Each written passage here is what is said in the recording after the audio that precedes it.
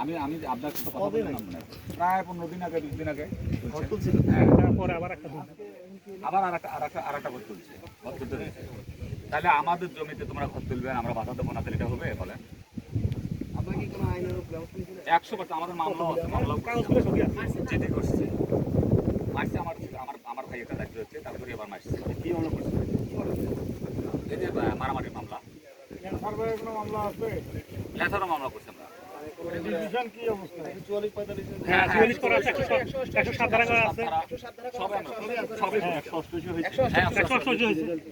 এখনো তো কোথেকে আসেনি, কেবল দুইটা আসছে। হ্যাঁ, 44 প্রতিবেদন জমা দিচ্ছে।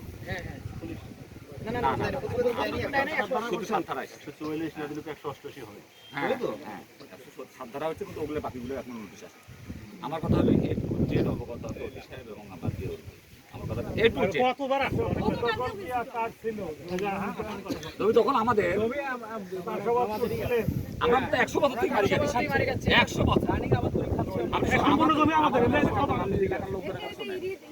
এলাকা সব এই আমাদের যে সমস্তগুলো কাটতে দেয় 65 বিঘা জমি আমাদের ওরা কাটতে দেয় না। এখন আবার দেবে, এখন আবার এখন আবার কেমন আর কেমন করবে? আবার তো ফসল হলে মামলা করবো তো। আমরা কত করে মামলা দেবো? জানোরা তো তখন 10 বিঘা জমি ভাই, একটা দুটো জমি না 16 বিঘা পুরো 10-12 বিঘা জমি। এখানে 10 বিঘা গিলে কেন হয় যে ওই পাশের কাছ থেকে শুরু করে ও পাশে সব বাস আমাদের আমাদের এই যে ওই 40 শতক করে দেবো আমরাই পালছি ওদের।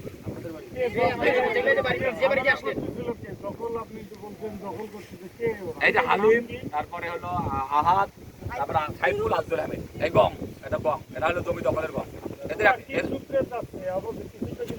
কোনো কাগজও ওদের কোনো নেই। কাজ নাই আপনি থানায় মিটিং হচ্ছে, আপনি থানায় যা শোনেন মিথ্যা যদি হয়। জেউল ভাই নিতে মিটিং করছে, তারপরে ইয়ে ছিল ওই যে কি বলার নাম আমি বলছিলাম, শোনেন, যা কাগজ সব ডুপ্লিকেট, কোনো না কোনো একটা তো দাবি থাকা লাগে।